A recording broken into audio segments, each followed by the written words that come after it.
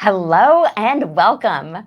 Today's guest is a powerhouse of wisdom, creativity, and authenticity who has been there and done that. In her early days, she built one of publishing's first billion-dollar brands, the Chicken Soup for the Soul empire. A multiple #1 New York Times bestselling author herself, she currently serves as the president of the Canfield Training Group, Chief Visionary Officer at Goal Friends, and she is the creator of Permission Granted. A true champion of women, she mentors and empowers women to show up more boldly and authentically in their businesses, their communities, and their lives so that they can live life freely on their own terms. Please welcome the incomparable Patty Aubery. Thank you so much for being here. Now, wow, permission granted. That is such a powerful statement. Where did that come from? And when you hear the words permission granted, what does that mean to you? It just reminds me every day that the only person that can give me permission to do anything is myself. And that's kind of where it came from. I kept waiting for people. And I sort of grew up in a man's world and kept waiting for all these men to say, "Hey, you should do this and you should do that." And nobody was saying that. They were just letting me do what I was doing. And I finally realized, wow, no one's going to invite me into the room unless I invite myself into the room. So I had to give myself permission to show up and speak up and be seen. And hence permission granted was born. Amazing. So you mentioned being in this man's world. Tell us a little bit more about that and what it was like to be a young female in a man's world, trying to be seen and heard and taken seriously. Well, it wasn't that I wasn't being seen and heard and taken seriously. I mean, after I was the president of Chicken Soup for the Soul for 18 years and published 230 books and had 15 New York Times bestsellers of my own, but I wasn't owning it. And I didn't, I probably at the time, if I'd been a little bit older, I'm sure if I'd been a man, I might have been offered more. But I probably would have asked for more too. And I think at that time in my life, I felt lucky to have what I had. And I didn't give myself permission to take the credit that I deserved to give myself. It wasn't as though I was living in some chauvinistic world because I wasn't. I just happened to be working with two amazing guys who were so busy, they were thinking about bigger picture than thinking about, wow, does Patty need anything? You know? And I think a lot of women are waiting around for other people to save them or to ask them to be more involved. And it really, I think it's in our DNA that we're always kind of, we put ourselves behind the scenes as the supporter and the nurturer. And I did that a lot, but I also felt very comfortable doing that. And so I didn't get a lot of people trying to stretch me out of that comfort zone. I did it well. I ran the business side for the most part. So when it was time to do my own books and go on television and do a book tour and things like that, it was very uncomfortable actually. And it felt very awkward. And at the time when people would say, "What do you do?" I would say, uh, nothing. I didn't own like, oh, I'm a New York Times bestselling author. I always sort of thought it wasn't about me. It was more about the guys in the brand. And so after so many years, I realized, wait a second, I got to like 35, then 40, then 4. I would, hold on a minute. There's more to this story. I built this from the ground up. So, so it was a long process of doing that. And it wasn't until really my mom died in 2012 and she was on her deathbed and said to me, promise me that you will step out from behind the scenes and take credit because the three of you really did build this together and people need to know who you are. I didn't raise a daughter to be invisible. Wow. And Wow. I'm like, So ah, when, okay. yeah, yeah. I mean, what a powerful turning point, right? When your mother, as she's passing, is really asking you to step into your full power, into your full visibility, into your glory and your essence, and show up in the world as you. Um, wow, just wow. Yeah, it's a lot. And you have taken her words to heart and really honored them, really honored her request, and I know that she is proud. I will never forget flying on a plane. It wasn't a plane, it was actually a jet, and I was flying to a book signing, and I felt so guilty. My husband was upset. I was in New York, and I was flying to another signing, and he was saying, "You should be home," and I realized in that moment, Ellie, I can't be everything to everybody all the time, but what I Mm, can do is I can give myself permission to be present where I am in the moment and enjoy where I am in the moment. Because what was happening for me is I wasn't enjoying my success. When I mm, was at home, I thought I should be at work. When I was at work, I thought I should be at home. And I was sort of missing both of my lives. yeah. You know, I felt like a double agent, you know. Yeah, and I think so many women can relate to that, right? So many women out in the workforce feel exactly what you just described, where when they're at work, they feel guilty for not being at home. When they're at home, they feel guilty for not being at work. And I think with the pandemic in particular, and now so many people working from home, those lines are even more blurred. They are. They are. But it's not about quantity, it's about quality. I don't care if it's a diamond or if it's time with your husband or your kids or your employees or the project you're working on. It's really about giving yourself permission to focus on whatever is really important in that moment. And you know, my boys, I just celebrated my youngest son's 24th birthday. My oldest son is 27, and I found out I was pregnant with my 27-year-old. You know, right when Chicken Soup started to take off. And they're both amazing kids. And yes, they drove an hour and a half to the office with me and an hour and a half back in their car seats. And yes, I nursed them on my desk while I was typing a story. And yes, the UPS man walked in every now and then and went, ah, you know, I mean, it all happened. Yeah. I'll never forget my youngest son. I took him to Book Expo of America, and he was just about 3 or 4 months old. And my aunt came with me, and she was walking Chandler in a stroller through Book Expo, and I was signing books. And Sophia Loren came up and said, "Give me the baby." You know, I have a picture of Chandler and Sophia Loren. But I said to my youngest not too long ago, I said, "Chandler, did I feel it? Was it like that I wasn't there? Because I really feel like I wasn't." And he said, "Mom, anybody could have taken me to practice. You know, dad came to all my games, you came to the games that you could, but no one could have showed me how to live my purpose and my passion the way you did. You lived your passion. And that's not something you can tell someone. That's only something that you can show someone. And I'm grateful for that." And so it was nice to hear because you never know as they're growing up and they're sitting in a swing watching The Lion King. Is he Yeah. going to therapy in 20 years? You know? You wonder, am I doing the right thing? You know, and I hear from so many women, and I'm sure you do as well, that struggle with with the guilt. You know, we touched on it earlier.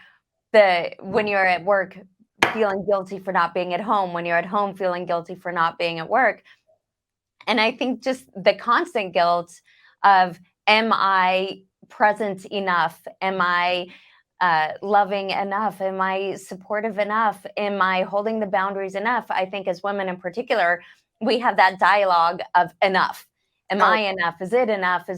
Am I doing a good enough job? And so I really love that your program, your books, everything that you do about permission granted, because a big takeaway that I've had from it is not only giving yourself permission to do the things, to be the person, to show up as you want to show up, but also the permission to know with every fiber of your being that you are more than enough. So for people who are new on their journey, who don't have the mentors that you have, who don't have the mentors that I have, and they're listening and they're thinking, well, I would like to exercise that muscle, or I would like to persevere, or I would like to give myself permission, but I don't know how. That sounds great, but I'm new at this and I don't know where to start. What would you say to them to develop that habit or to train the muscle? Um, what's a good place for them to start? well, they could start with permission granted for sure. Yeah. Um, you know, start with any kind of program. get into a circle with other people that are like-minded, that want to grow themselves. Not everybody does. I mean, when I the first time I ever found out about this world of self-help at all, I was working in technology, and it was really a man's world. And the people I was working for were not fun to work with. And as a woman, I was sort of supposed to be seen and not heard, which meant I was in HR all the time in trouble because I can't keep my mouth shut. Yeah. So, so find a group and find some, we have something called Goal Friends. Feel free to check out goalfriends.com. It's goal instead of girl friends. So goalfriends.com. That's a great program. That's a 12-month program. It's very inexpensive. You can buy 10 or 12 workbooks and get a group of women together, create your bucket list, figure out what you want, get the support that you need. That's a very inexpensive program. And also, one of the things that I really suggest people do is go online and Google, different people, whether it's you or me or Lisa Nichols or Marcy Shimoff or Mary Morrissey or any of the women in transformation, and see what vibrates with you. What are you attracted to? I always use the example of The Secret. They were all kind of saying the same thing, but they all said it a little bit differently. So when you can find that vibration that fits your energy, follow that, research it, and get involved. And don't expect everybody else, if you're new, to jump on board with you. My family thought I was nuts. My best friends were like, "What are you doing? You left this job to go work on this weird thing with this guy who's kind of a hippie." And my father was like, "What? I sent you to Yeah. business school. You're working for a hippie." So, Yeah. the hippie went to Harvard, and I got a Harvard education for sure. And I was put into the soil and planted in a place where I could really grow. And so I truly believe that if you have anything inside of you that says, "I know I want more, I just don't know if I deserve it," I'm telling you now, you do. Yeah. You absolutely do. If you have that little tiny thing nagging at you saying, "There's got to be more to this. How can I grow?" Don't let anything stop you, because you're put on this planet for a reason, and you do have a path, and it will get more clear the more you really own and honor that path. And I think a lot of people ignore those little yearnings of wanting more. And I think one of the biggest things is a lot of us feel selfish when we Yeah. want more.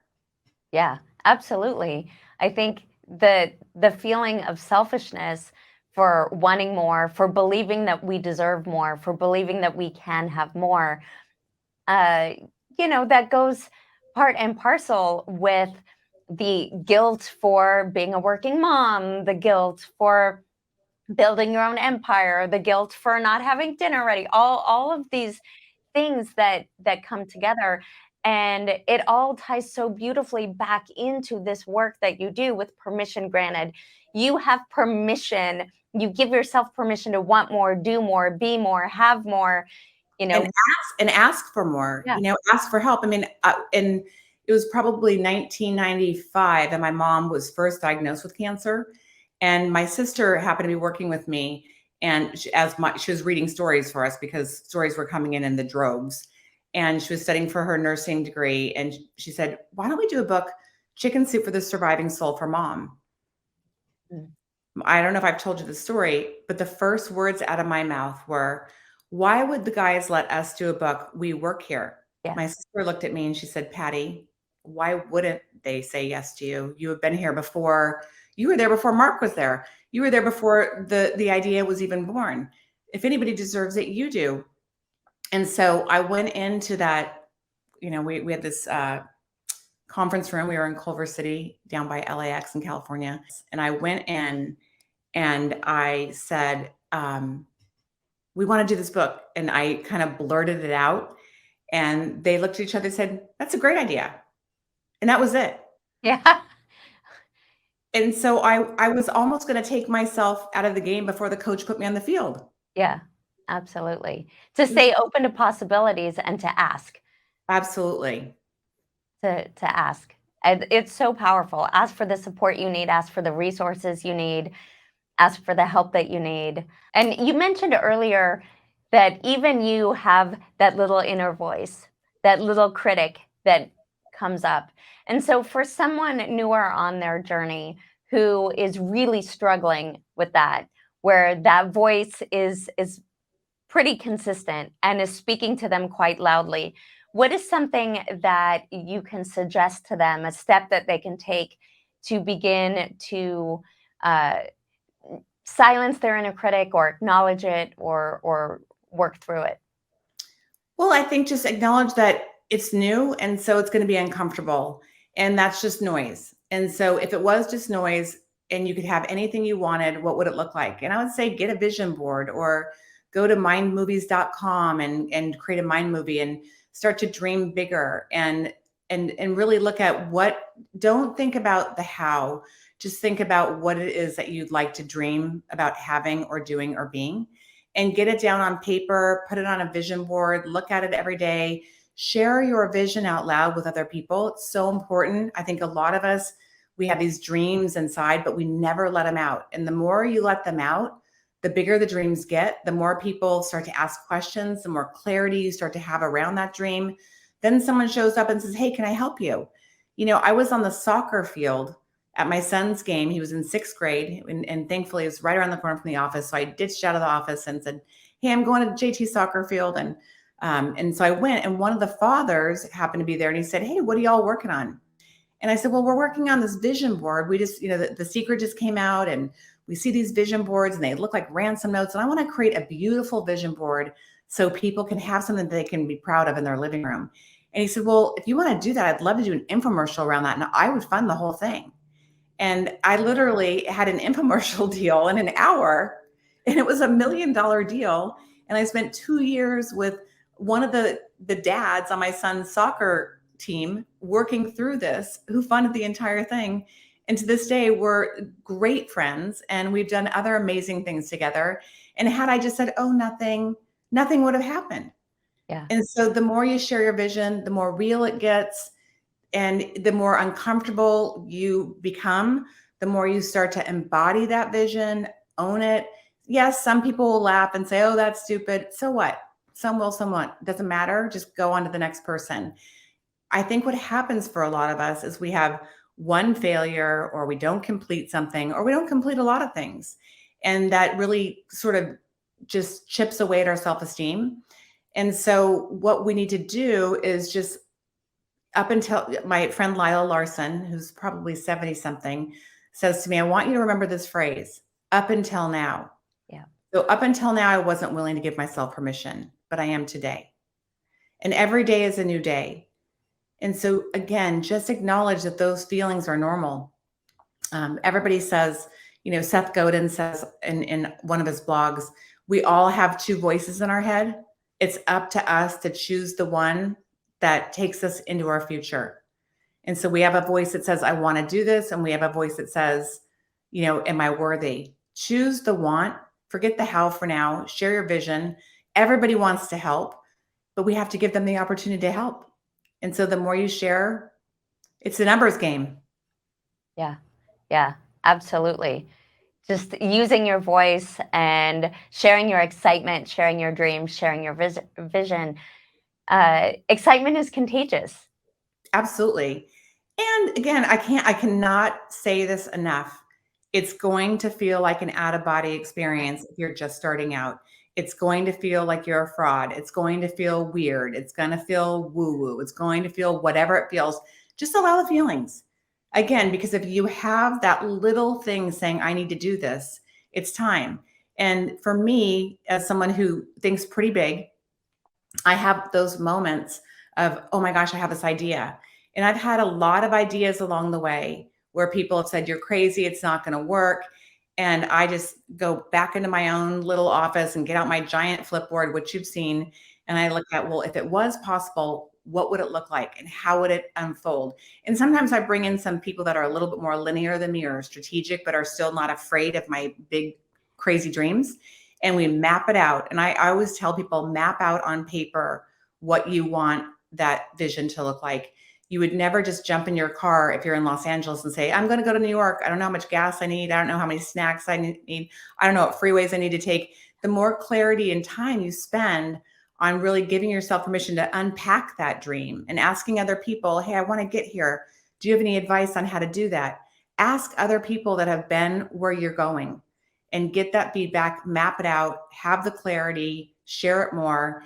and then it will just start to kind of slowly unfold. And again, I can't drive to New York from Santa Barbara overnight. It's going to take stops and days. I might have to ask for directions. I most likely will have to ask for directions. Thank God for Google Maps at this point in my life. But if you just stay on the road, you'll get to your destination. And then that destination will just be a stop, and then you'll have something else that will show up.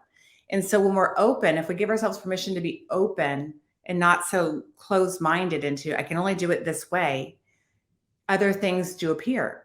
I mean, so much has shown up in my life when I'm in the space of just being present, Yeah. letting go of old stories, having very high intention about my dreams, but low attachment, and staying curious and asking. And it's, yeah, there's ups and downs for sure. And the other thing I say to people is, if you get up in the morning and you're just like ready to go and you're really inspired, and you get in the shower and you have an idea, get out of the shower and act on that idea.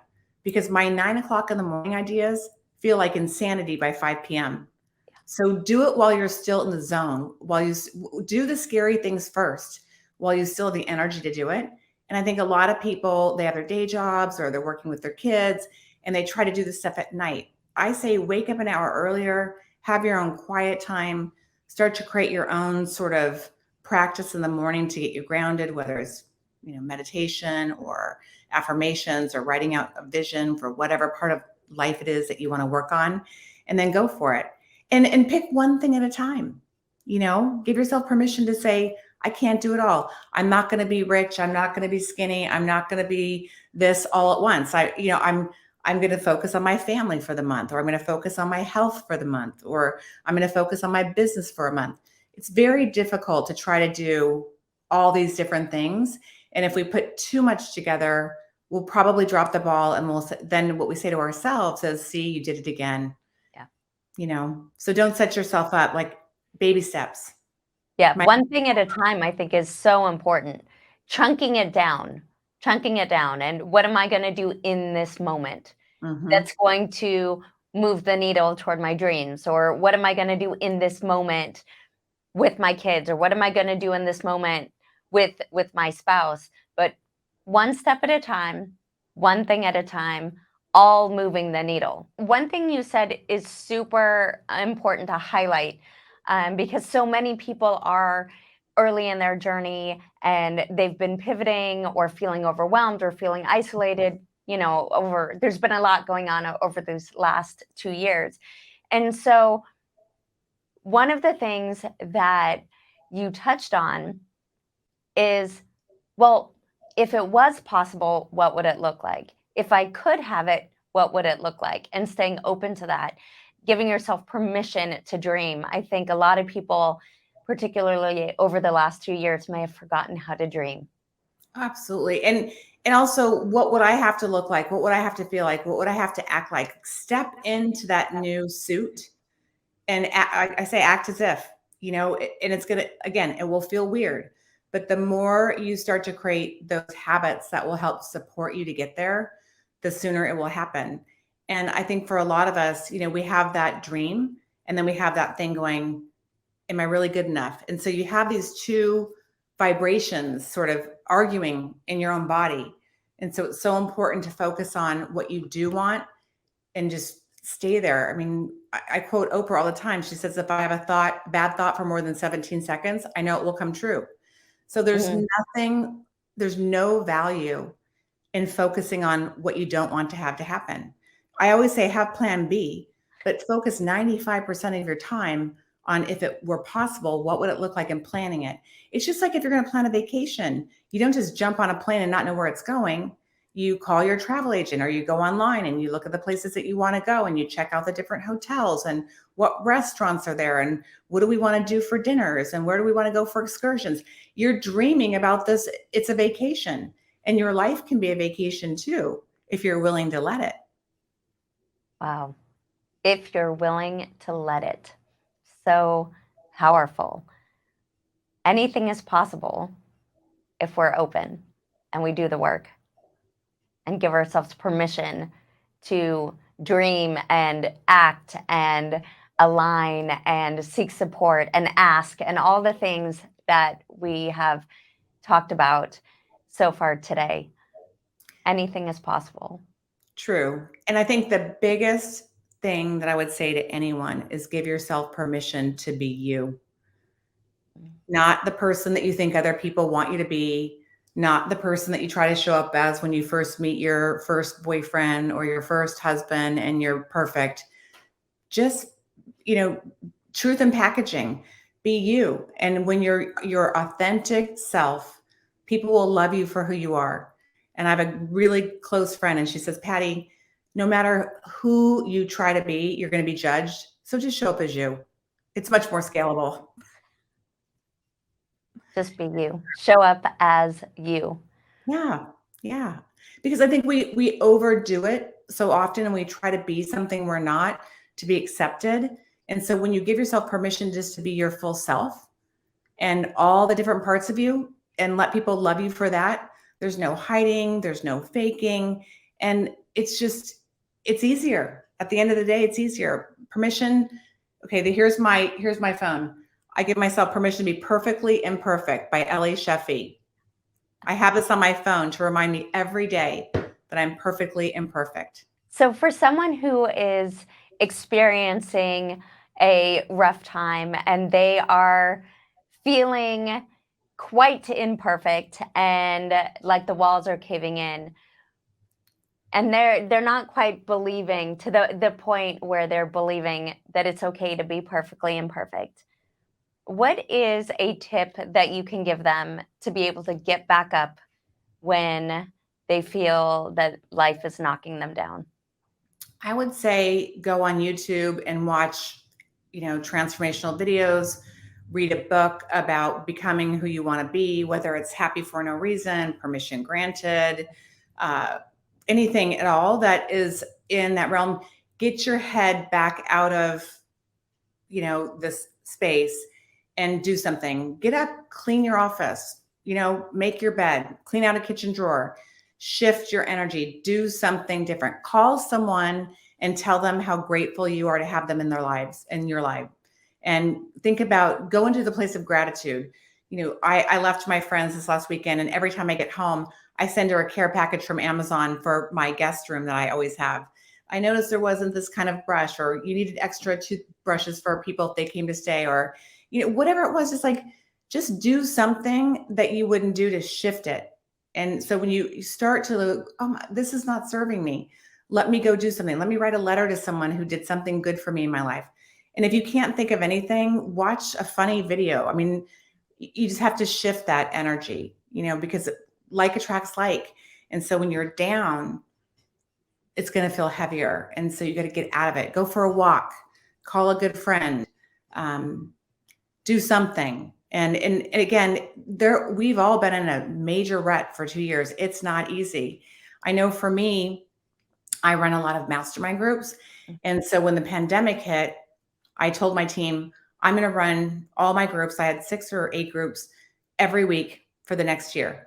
And I normally do them once a month. And they said, every week, are you crazy? I said, you know what? I need to get out of this space, and I need to be in service mode, because if I'm not, I'm going to go crazy, and I'm afraid they're going to go crazy. Yeah. And so when I let them know that we're going to meet weekly, they were so excited. I was excited. We were all working together. It was, everybody was winning. Yeah. Get into service, shift your state. So powerful. Yeah. And again, it's not easy. And just remind yourself, I've heard that. It's not easy, but it's just a choice. It's just take the action in the moment and do it. So how can people connect with you, and how can they find out more about Permission Granted? They can go to my website at pattyaubery.com, and that's PATTYAUBERY.com, and find out more information. Just opt in and I'll let you know all the different things we're doing. But most of the programs are for women, and it's about permission granted. It's about getting together and masterminding and doing fun trips and all kinds of things. So if you opt in, you'll know what's happening. We typically send something out monthly saying this is what's coming up, just so you know. You won't be getting a lot of emails from me because I don't like a lot of emails, so I'm not going to send a lot of emails. But if you're interested in finding out more, feel free to opt in there. You are offering some amazing programs and showing up so powerfully. What else do you have coming up? Well, one of the things I'm really passionate about is working with authors and speakers and people that want to get into this field and train more. And what I've realized, Ellie, is that so many of them dive in but don't have a roadmap. And so I've created a new program called the Attractor Factor. And it's all about how to attract, using your own vibration, the ideal client, but also learning about who your ideal client is and crafting your message in a way that will resonate with them and giving you a roadmap from A to Z so you know what to do in what order. I find that a lot of people in this industry just sort of jump in anywhere in the middle. And I use the analogy a lot that if I was going to build a house, I wouldn't just go to my builder and say, just start with the bathroom. I'd go to my architect and we'd create a blueprint for everything. We'd budget it all out. We'd look at the costs.